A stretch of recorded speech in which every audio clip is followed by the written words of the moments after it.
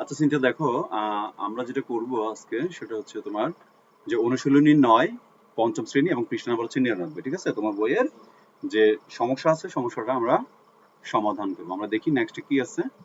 হুম। আচ্ছা, তুমি দেখো আমরা আমাদের মূল বইয়ে যে এই যে খালি ঘর পূরণ করো, হ্যাঁ, ওখান থেকে আমাদের 1 নম্বর সমস্যাটা কি, 12 জন লোক 20 জন লোকের কত পার্সেন্ট এটা জানতে চাইছে, তাই না? আচ্ছা, এই আমি ওই রুমে যাবো, যাও। আচ্ছা, সেই ক্ষেত্রে আমরা এটা কিভাবে সমাধান করতে পারি, অর্থাৎ শতাংশ বের করার সূত্র হচ্ছে যে তুমি যে ইয়াটা পাবা যে মোট সম্পূর্ণ সংখ্যাকে এটা দীর্ঘ করা হবে, হ্যাঁ।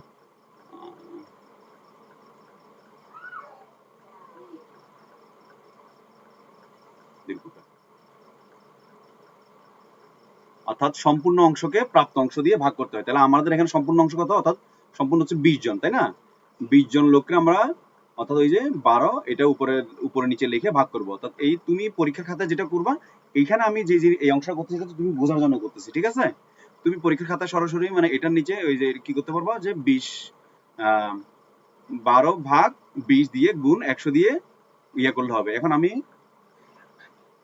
হ্যাঁ 12 ভাগের 20, ঠিক আছে, গুণ 100। এখন এটা এখানে 60% হবে। এটা কিভাবে পাইছি আমরা, তুমি দেখো আমরা দেখাচ্ছি তোমাকে। দেখো, প্রথমে দেখো আমরা এটা কিভাবে করবো, এই শূন্য কাটলাম, এখান থেকে এই শূন্য কাটলাম। আমাদের মনে মনে কিন্তু এটার নিচে কিন্তু 1 আছে, হ্যাঁ, এটা আমরা মনে মনে দেবো, নিচে কিন্তু 1 থাকে, হ্যাঁ। তাহলে কাটলাম, তাহলে এখানে শূন্য কাটলাম, এখানে শূন্য কাটলাম। এখানে কত আছে, 10। এখানে কত আছে, 2। 2 দিয়ে কি 10 কে কাটা যায়? যায়, বলো তো। 2 একে 2, 5 দুগুণ 10, এখানে 5। তাহলে এই 12 গুণ 5, 5 আর 12 গুণ করলে কত হয়, 60। এই আমরা 60 পেলাম। তাহলে অতএব আমরা উত্তর কত পাইছি এখানে, 60%। তুমি কি অঙ্কটা বুঝতে পারছো? আচ্ছা, এরপরের অঙ্ক এরপরের সমস্যা কি, আমরা যাচ্ছি, দেখো নেক্সট।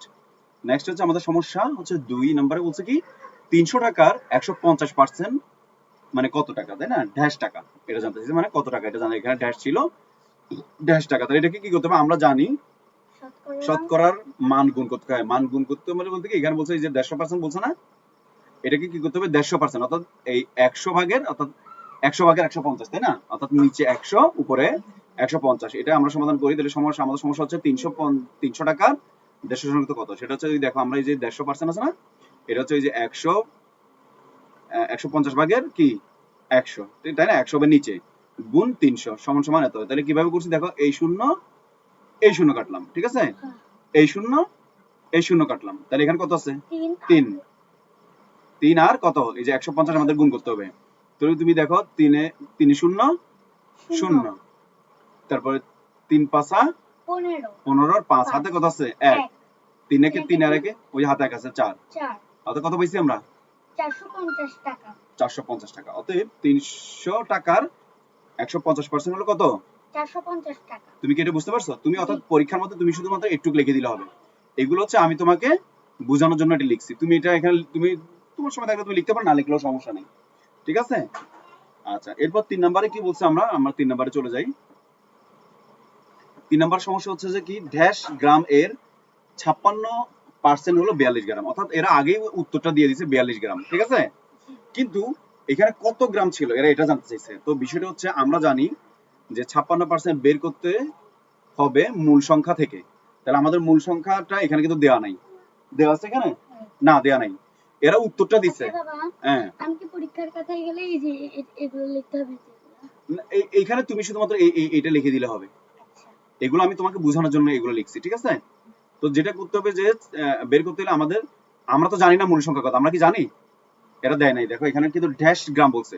ওই ড্যাশ গ্রামটা আমরা চাইলে এখানে ক লিখতে পারতাম, ক সমান, আমরা চাইলে এক্স লিখতে পারতাম, আমরা চাইলে কি লিখতে পারতাম, অথবা ক ও লিখতে পারতাম, মন যা মন চায়। মূল সংখ্যা আমাদের এখানে মূল সংখ্যা উল্লেখ করে নাই, উল্লেখ করে নাই, আমরা এখানে মূল সংখ্যা সমান যে আমাদের দেওয়া সংখ্যা, আমি কি এখানে খ দিতে পারবো? হ্যাঁ, ইচ্ছা, তোমার ইচ্ছা, তোমার যা মন চায়।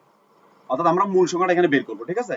এটা তুমি যা দাও সেটাই তোমার মূল সংখ্যা, যেটা এখানে কোনো ফিগার এখানে আগে থেকে উল্লেখ করে নাই, কারণ এখানে 3 নাম্বার দিছে কি ড্যাশ গ্রাম, তাই না? কত গ্রাম এটা আমরা জানি, অর্থাৎ এখানে ড্যাশ গ্রাম ছিল। তাহলে আমরা কি করলাম যে যে দেওয়া সংখ্যাকে আমরা নিচে দিব কি যত পার্সেন্ট, এই যে 56% দিয়ে ভাগ করে গুণ 100 দিলে আমরা পেয়ে যাব। তাহলে সেটা আমাদের কত হচ্ছে এখানে, এই যে আমরা 56 ভাগের 42 ভাগের আমরা 56 গুণ 100, তাহলে আমরা এটাকে কি করব, ভাগ করব। তাহলে আমরা দেখি আমরা এটা যাই কিনা।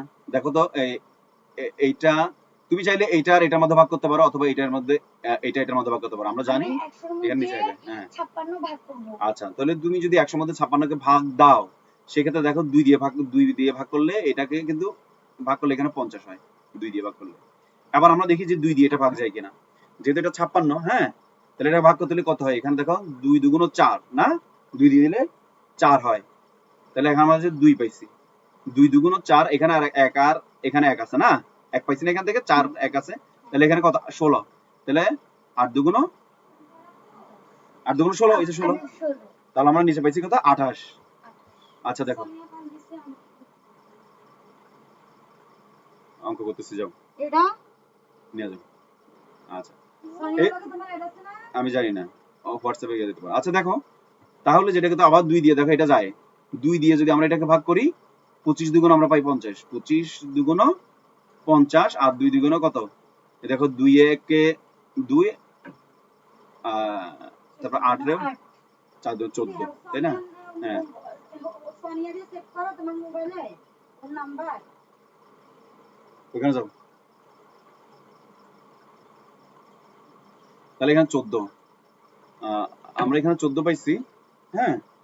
তো আবার দেখো তো এইখানে যায় কিনা, এটা একটু ডিফিকাল্ট, আমাদের ডিফিকাল্ট হয়ে যাচ্ছে না, এটা ভাগ করলে আমরা সহজ ভাগ কি ছিল, আচ্ছা এখানে 14 পাইছি, এখানে 14 এখানে 25, 2 দের এটা তো আর ভাগ যাবে না, 7 এটা আর যাবে না, তাহলে এইটার মধ্যে যাবে দেখো। তাহলে এখানে কত আসবে 7, 7 দুগুণ কত 14, 2 দিয়ে ভাগ করলে 7 দুগুণ 14, আর এটা 2 দিয়ে যায়, 2 দিয়ে ভাগ করলে 2 দুগুণ 4, 2 একে 2 21 পাইছি। এখন আবার 7 দিয়ে দেখো, 7 7 এর নামতা বললে দেখো 3 7 কত 21, আর 7 একে 7, 7 এর নামতা দিয়ে যায় না, এই যে 7 একে 7, 7 3 7 21, তাহলে আমরা 25, তাহলে কত পাইলাম 25 আর 3 পেলাম, তাহলে 3 আর 25 এর গুণ করলে কত হয়, দেখো তো এখানে 3 গুণ 25 কত পাই, দেখো এই যে 3 5 15 5 হাত আছে 1, 3 দুগুণ 6, 6 একে 7, এই যে 75 গ্রাম। অর্থাৎ অতএব উত্তর কি 75 গ্রামে 56% হলো কিন্তু 42 গ্রাম। বুঝতে পারছো তুমি?